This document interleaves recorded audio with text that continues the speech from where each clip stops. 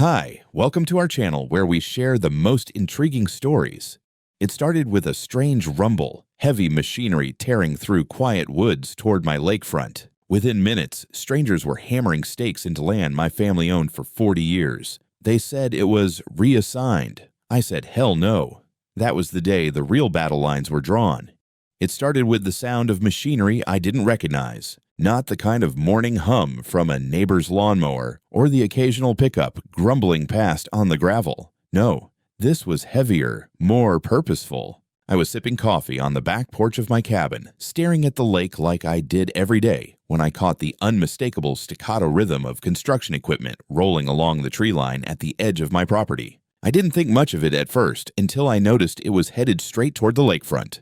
My lakefront. I got up, set the mug down, and walked down the slope, boots crunching over damp earth. As I got closer, I saw two men in neon vests unloading wooden beams from a trailer, while a third measured in spray-painted orange lines into the soil like he was planning a damn shopping plaza. A fourth guy was unpacking what looked like parts for a pergola, the kind of structure you'd expect in a backyard wedding, not 30 feet from my old fishing pier. "Can I help you?" I called out, trying to keep my voice steady. One of the workers looked up, nodded like this was business as usual, and said, "Oh hey, HOA sent us. We're building a community rest platform and shared lakefront zone. This section's been allocated to Mr. Brian Rose." I blinked. "Excuse me, Brian who?"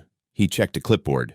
"Brian Rose. Says here it was reassigned, HOA authorization." He turned the page like that explained anything. I could feel my jaw clenching. "This is my property. My family's owned this land for over 40 years. There's no shared lakefront. This isn't even HOA territory." He shrugged. "All I know is this is where the pins were marked. Talk to your HOA if you've got a problem." I walked around the workers and straight to the marked ground. Orange paint ran right up to the edge of the dock my father built when I was a teenager. I stood there, staring at the bold lines sprayed over soil I'd cut grass on since high school, soil I damn well knew was mine. I marched back up the hill, boots caked in irritation, and grabbed the folder from my office cabinet. Title deed, survey maps, parcel numbers. It was all there. My name, Jeremy Porter. 6 acres of lakeside property with legal description and zoning classification. Residential private. No HOA inclusion. I made photocopies and drove straight to the temporary job site setup they'd parked across the street. I handed one of the workers the documents. "This is proof. This land is mine. Tell whoever sent you they're making a mistake. A big one." He looked awkward but nodded. "You'll have to talk to the client." "Who the hell is the client?" I snapped. That question was answered the next afternoon when a white BMW with plates that looked leased glided into my gravel drive. Karen Rose stepped out like she was about to demand someone cut her roses correctly. Late 40s, tight posture, expensive sunglasses, and that particular type of smile you'd slap off someone's face if you were less civilized. She introduced herself like she was royalty, and I was the groundskeeper. "Jeremy, hi. I'm Karen, president of the Lakeside Harmony Homeowners Association. We need to clarify some things about the lake access zone." I didn't shake her hand. "There's nothing to clarify. That shoreline is on my deed." She waved off my comment like I was a toddler showing her crayon drawings. "Actually, per our revised zoning update, your lakefront parcel wasn't properly documented during the subdivision updates 10 years ago. The association has allocated that segment for shared recreational use, and it's been officially assigned to my cousin, Brian." "Your cousin," I repeated, blinking. "You gave my shoreline to your cousin." "Reallocated," she corrected, still smiling like a politician who just screwed a budget through committee. "It's important for our community to have consistent and fair lake access. Your property was listed as ambiguous on our updated parcel integration plan. So, we clarified it." "Ambiguous," I growled. "There's nothing ambiguous about survey lines and 40 years of no HOA jurisdiction." She tilted her head, all fake sympathy. "Jeremy, I get that it's confusing, but the community takes precedence over outdated records. It's just a strip of land. Surely you don't mind sharing?" I stared at her, silent for a good 5 seconds. I don't think she expected that. Then I leaned in slightly and said, "You've made a mistake, Karen. A serious one." She blinked, then turned without another word and got back in her BMW. She didn't even say goodbye. That night, I walked the lake's edge with a flashlight just to remind myself of every inch of it. The dock, the willow tree, the rusted canoe hook buried in the mud. I didn't sleep much. Something had shifted, like a line had been crossed. And I knew one thing for damn sure. I wasn't going to let it go. The next morning, I was at the county assessor's office the minute they opened. The receptionist barely looked up when I walked in, but I was already flipping open the folder with my deed and land surveys before I even reached her desk. I gave her my name, parcel number, and property description. I didn't bother with small talk. This wasn't a visit, it was reconnaissance. Within 15 minutes, I was sitting across from a GIS technician named Walt, a middle-aged guy with a coffee-stained tie and the expression of someone who's seen enough land disputes to know they always get messy. Walt pulled up the map. Layers unfolded on his screen: zoning, survey lines, historical overlays. My land parcel lit up in bright blue right up to the edge of the lake. Then he added HOA overlays from Lakeside Harmony. "See this?" he said, pointing at the screen. "Their development stops here. Your land is older than their charter. You're completely outside their jurisdiction." "And the lakefront?" I asked, leaning closer. "Still yours, including the pier. According to the archived documents, your father had the property surveyed and registered in 1983. It's been consistently marked as private ever since. Then, how the hell are they claiming it's public?" He sighed. "I've seen it before. Someone makes a new community map, submits it as an update to their own records, and starts treating it like gospel. Doesn't make it legal." I exhaled, sharp and slow. "So if I bring in an official survey crew and get a modern delineation, you'll have a current, certified map showing exactly where your land ends and theirs begins." I'd recommend it. That afternoon, I hired a local surveyor, well-rated, bonded, not cheap. 2 days later, I had flags in the ground, GPS markers, and a new set of documents notarized and stamped, proving down to the inch that my property included the lake access, the pier, and a 15-foot buffer zone into the shallows. It was irrefutable, but Karen apparently wasn't a fan of irrefutable, because when I came home from work that Thursday, there were fresh tire tracks in my grass again. Not just from the workers this time. There were footprints leading up to my shed, cigarette butts near the waterline, and a single red Solo cup floating next to the dock. And then I saw it. 3 beach chairs, a collapsible umbrella, and a cooler with a laminated sign taped to it that read, "Reserved, Rose Family." That was when something inside me clicked. I wasn't even angry, not right away. It was more like an eerie kind of stillness, like the part of your brain that shuts off the sirens because it knows it's time to get to work. I took photos of everything, close-ups of the cup, the chairs, the sign, even the cigarette butts. I printed them that evening, labeled each, and slid them into a binder marked Evidence. The next morning, I went door to door in the neighborhood, politely asking longtime residents what they knew about the HOA and their boundaries. Most didn't want to get involved, but one older gentleman, a retired contractor named Dennis, leaned on his cane and gave me a skeptical look when I asked about Karen. "She's been trying to expand the HOA's reach for years," he muttered. "Wants the whole lake under harmonized stewardship, whatever the hell that means. Your lot's always been independent. That's why your dad kept it." That evening, I found a notice taped to my mailbox. It was from the HOA. Karen again.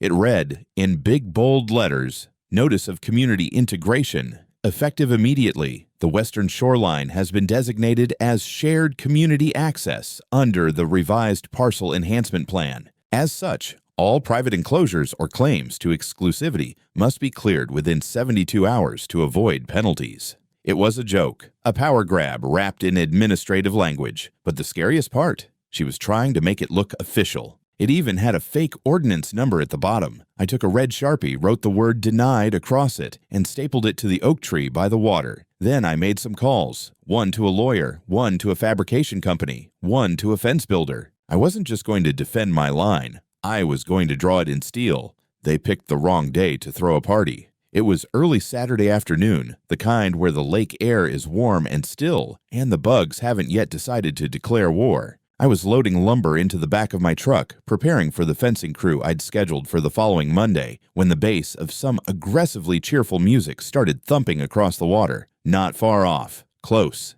Too close. I walked around the side of the house and stopped at the edge of the slope that led down to the lakefront.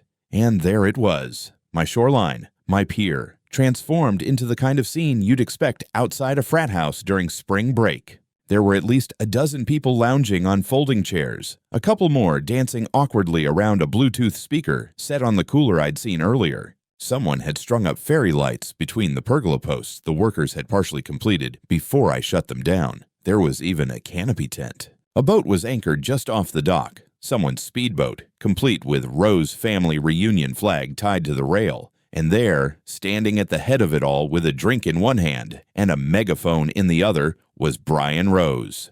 The man I hadn't seen once until he started building a backyard bar on land he didn't own. I walked straight down the hill, boots hitting the ground with intent. As I stepped onto the grass, Brian turned toward me with that same smile his cousin Karen had worn days earlier. Smug, placating, like he was about to pitch me a timeshare. "Jeremy, hey! Glad you could make it," he called out, lifting his plastic cup like we were old friends. "You're trespassing," I said, not slowing down. "Oh, come on, man," he said, arms wide. "It's just a little lakeside gathering. Karen said everything was cleared up. You got the memo, right? About the integration plan?" I stopped dead in front of him. "You mean the fake ordinance she duct-taped to my mailbox?" He grinned. Details. Look, it's already in motion. Everyone's having a great time. Let's not make this into a scene." I pulled out my phone. "You've got 2 minutes to pack your crap and get off my land before this turns into a police report." He snorted. "You really gonna call the cops on a barbecue? Try me." I snapped photos of every face I could. I got the license plate of the boat, the speaker, the keg someone had wheeled down in a cart. Someone shouted that I was ruining the vibe. Another muttered that this guy's not very neighborly. Then Karen arrived. Her BMW glided up beside my fence like it had done it 100 times before. She stepped out in a white sun hat, giant sunglasses, and a beach wrap like she was heading to a Real Housewives reunion. She strutted right past me and onto the lawn as if it were her own, offering air kisses to 2 guests as she approached Brian. "Don't mind Jeremy," she said loud enough for everyone to hear. "He's still adjusting to the new community model. You know how some people get when things change." I was so calm it probably unnerved her. "Karen," I said, "you're trespassing. Again." She blinked, dropping the smile like a mask. "Excuse me. This is private property, and despite whatever fan fiction you've cooked up with your cousin, nothing here has changed. You are creating unnecessary conflict, Jeremy. If you had simply participated in the parcel integration subcommittee—" "There is no subcommittee," I snapped. "There's you, and a map you drew in crayon." Someone snorted. Brian looked less confident. Karen tried to recover. "Regardless," she said, smoothing her wrap, "you're outnumbered. And frankly, I don't think the sheriff's department has time to handle your little tantrum over a stretch of unutilized shoreline. Want to bet?" 10 minutes later, 2 deputies arrived. One of them I knew, Deputy Hicks. Big guy. Been around since I was in high school. He nodded at me and took in the scene with the look of someone who knew exactly what kind of Saturday this was going to be. "Afternoon, Mr. Porter," he said, stepping up to me. "Want to tell me what's going on here?" I did. I handed over my property documents, photos, and the survey. Then I gestured to the party guests, the boat, the drinks, the plastic streamers wrapped around my trees. Hicks turned to Karen. "Ma'am, are you the one who organized this?" Karen folded her arms. "This is HOA sanctioned access.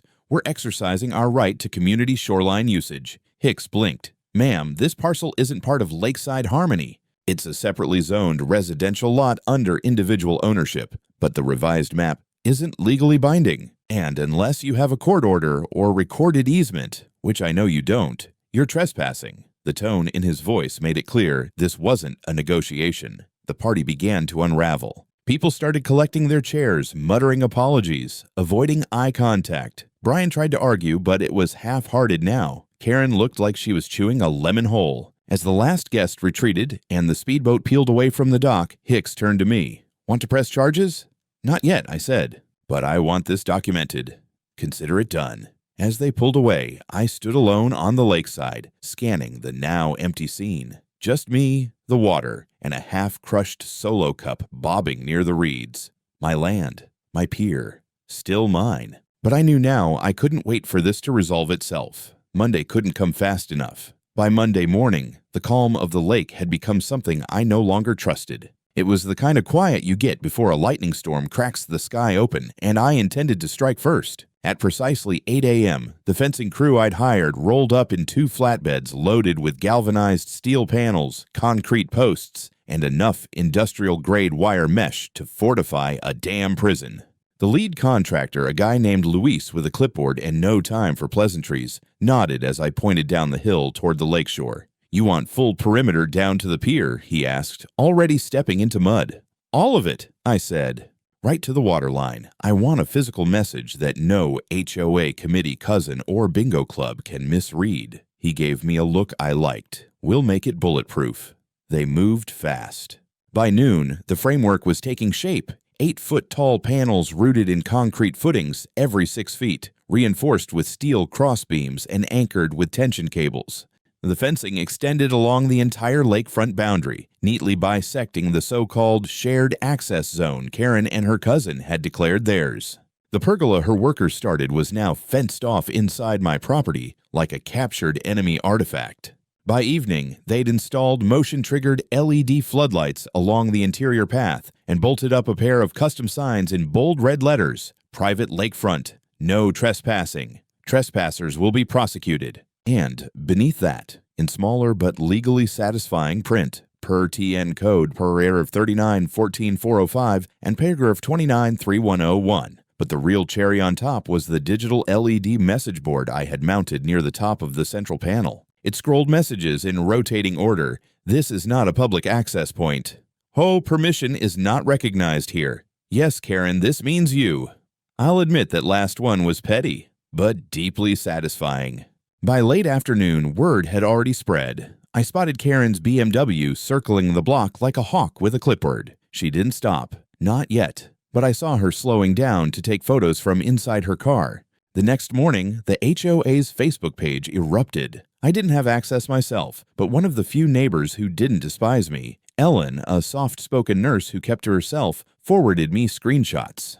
There were posts like, "Is the wall really necessary? He's turned our beautiful shoreline into a military zone.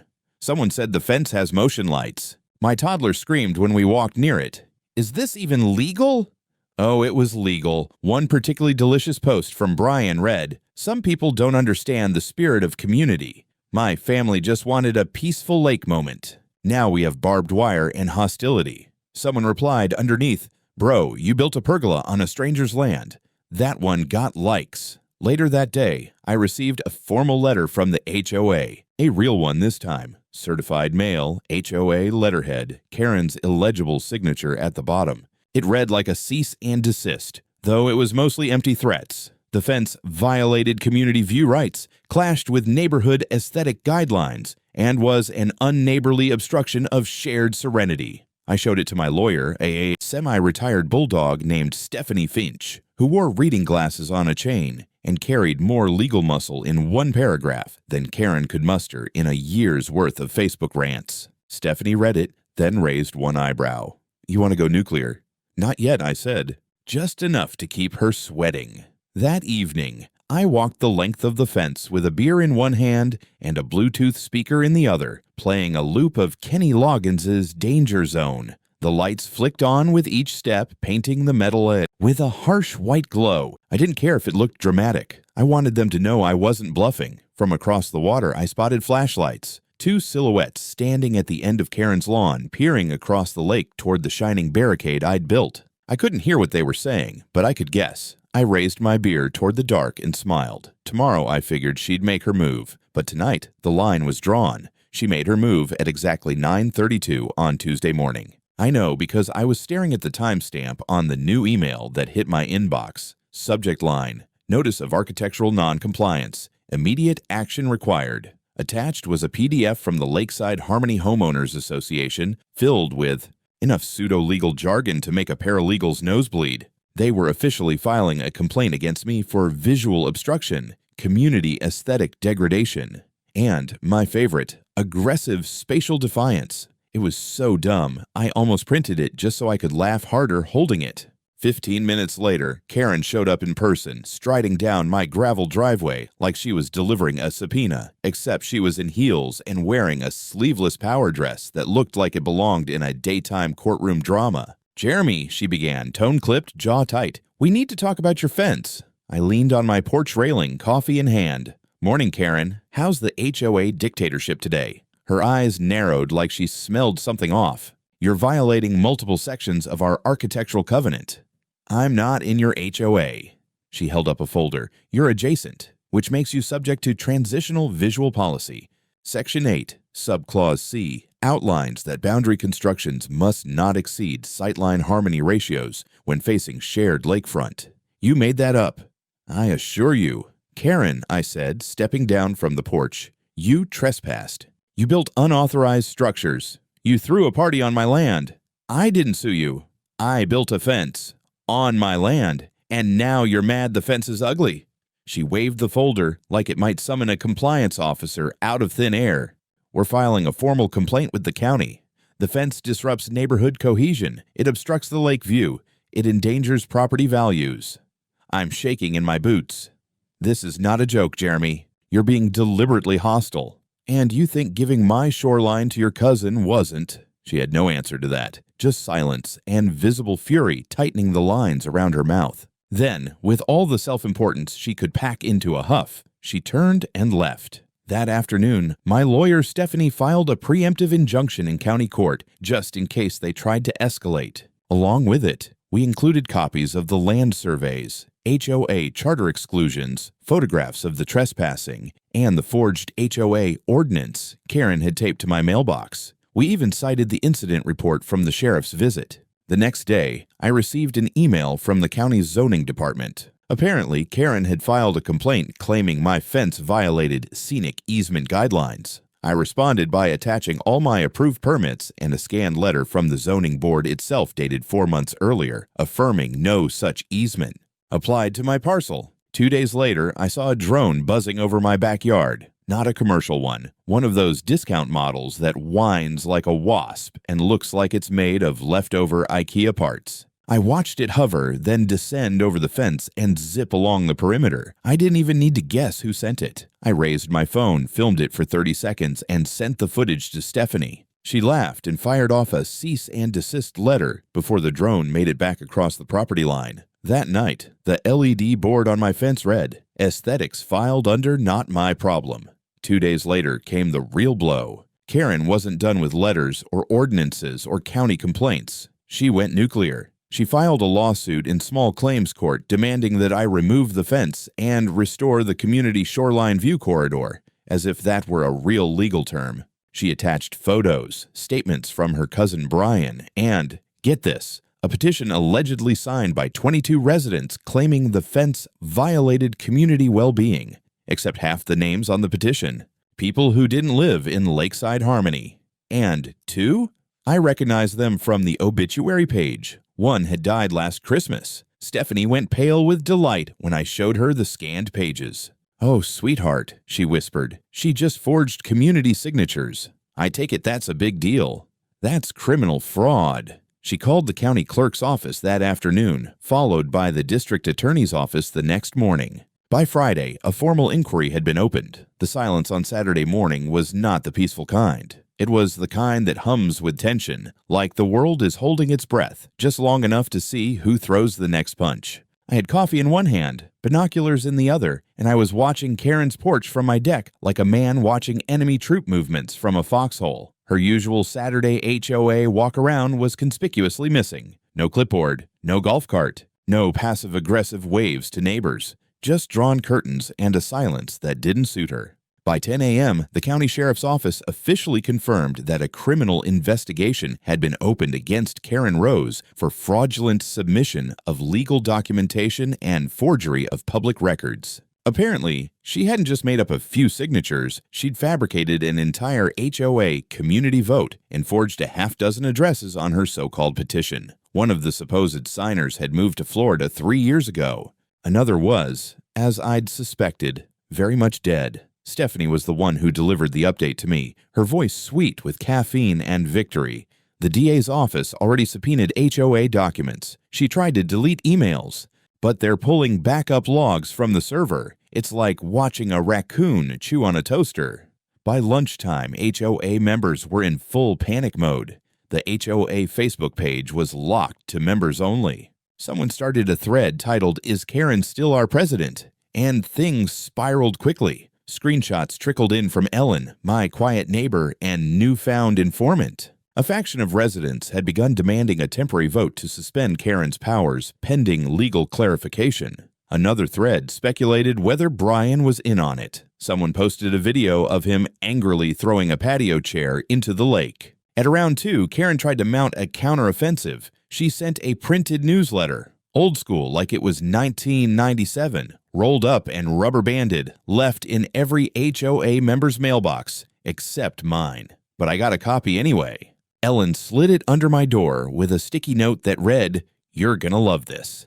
The community update was pure damage control. Karen claimed a clerical misunderstanding had caused a regrettable documentation error. She blamed external actors sowing distrust and assured everyone that the integrity of Lakeside Harmony remains unshaken. Then she doubled down, claiming she would still seek legal avenues to reclaim public access to the lakefront for all residents. There was no apology, no admission, just deflection and threat. But the timing was bad, because at 3 p.m., while Karen was likely watching her reputation sink like a stone in a duck pond, a pair of plainclothes investigators showed up at her house.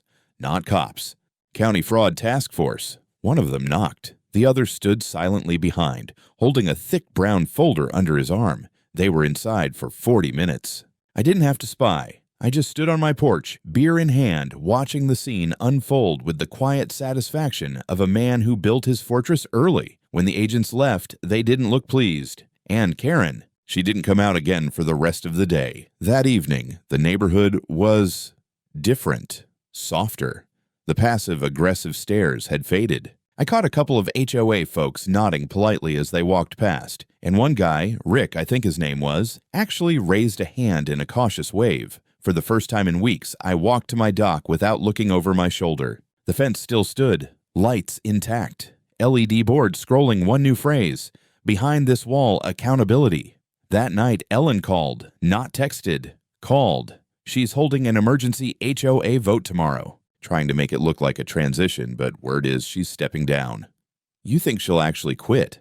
Ellen was quiet for a second. Then, she doesn't have a choice anymore. People aren't scared of her now. You tore down the spell. That hit me harder than expected. I didn't set out to destroy anyone. I just wanted to be left the hell alone. But when someone marches onto your land and tries to claim it, smiles in your face while doing it, and then lies to the law to keep it, that's not neighborly. That's war. And I didn't lose. Karen stepped down the next day. Officially, it was framed as a temporary leave of absence due to personal matters. Unofficially, everyone knew she'd been cornered. The emergency HOA meeting, held hastily under a white rental tent near the community garden, was packed. Brian didn't show. Neither did Karen. Instead, a visibly nervous vice president named Terry stood behind a wobbly microphone stand, hands trembling as he read a carefully scripted statement about regretful misunderstandings and the ongoing process of internal accountability. They voted 76% in favor of suspension. The rest abstained. Not a single hand went up in her defense. Stephanie called me later that afternoon, voice warm with something close to triumph. "DA's still processing charges," she said. "Forgery's almost a lock. Unlawful attempt to alter property designations is trickier, but the digital trail is there. They'll likely offer her a plea deal to avoid open trial. Still, this stays on her record." I should have felt satisfied. But honestly, by this point, it felt like watching a house fall in slow motion. I hadn't pushed it. She'd done it to herself. I'd just built a fence. But the story wasn't quite over. A week passed, then 2. No more letters. No more drones. No HOA patrols. The neighborhood had gone unusually quiet, like it was licking its wounds, too embarrassed to make eye contact. My LED board, now set to scroll jokes about lakefront yoga classes, stayed on mostly for decoration. I was finally back to my routine, fixing the deck, fishing at sunrise, grilling in peace. Then I got a knock. It was Sheriff Hicks. Same easy posture, same slightly amused eyes. "Afternoon, Mr. Porter. You got a second?" I invited him in, offered a glass of tea, which he declined. Instead, he handed me a thin manila envelope. "It's official. The county wrapped its investigation. Karen accepted a plea deal yesterday. 12 months probation, no jail time, but she's barred from holding any HOA leadership positions ever again, anywhere in the state. I blinked. They can do that?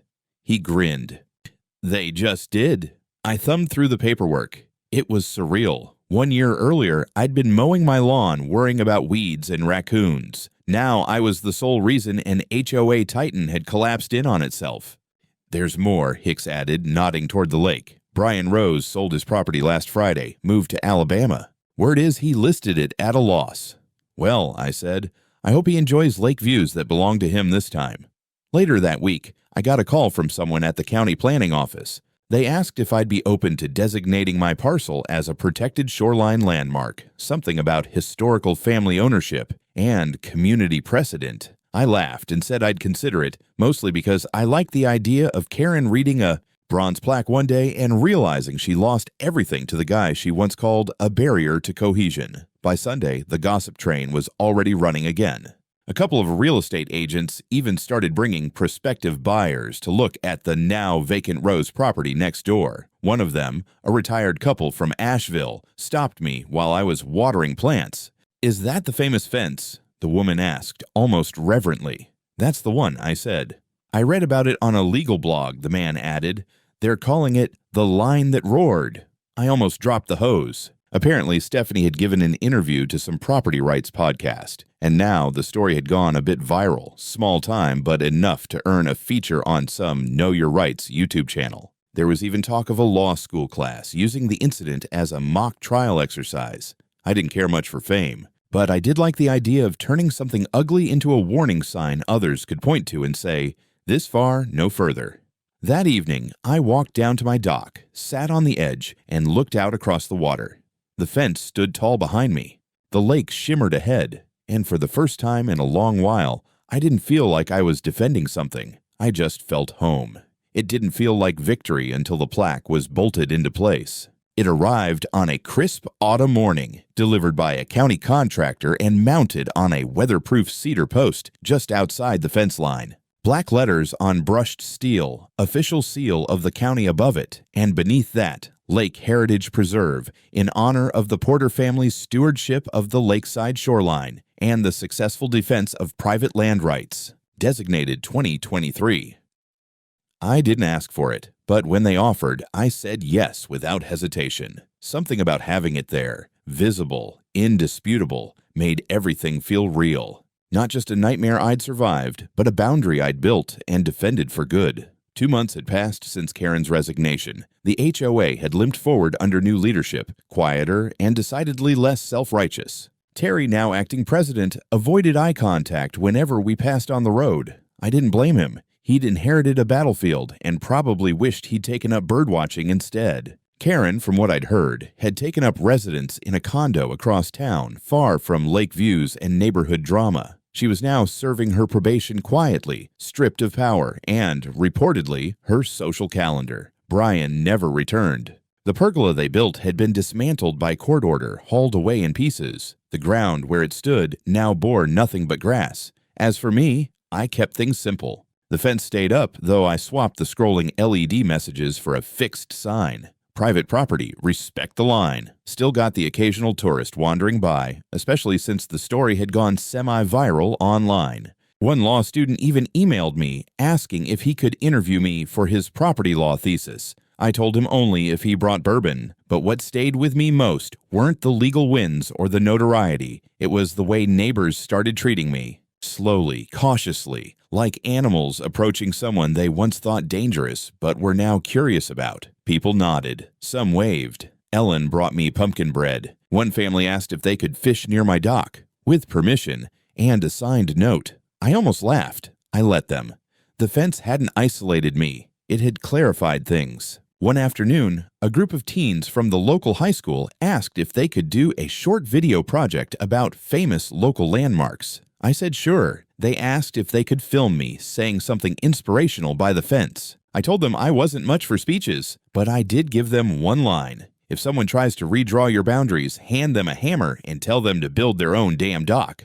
They loved it. I kept the original land survey framed inside the house, right above the fireplace. Next to it hung the original cease and desist letter from Karen, complete with her fake signature and highlighted nonsense about visual harmony zones. It made for a good story when company came by. And sometimes, on quiet mornings, I still walked the full length of the fence. Not because I was worried, not anymore, but because I liked to see what I'd built, what it meant. The line that didn't just protect my land, it defined it. Not everyone wants a fight, but sometimes when the line gets crossed, you don't get to choose. You just decide how hard you hit back. And when the dust settles, if you're lucky, you get to sit on your own porch with a cold drink in hand, look out over your water, and know, for once in your damn life, that no one's coming to take it.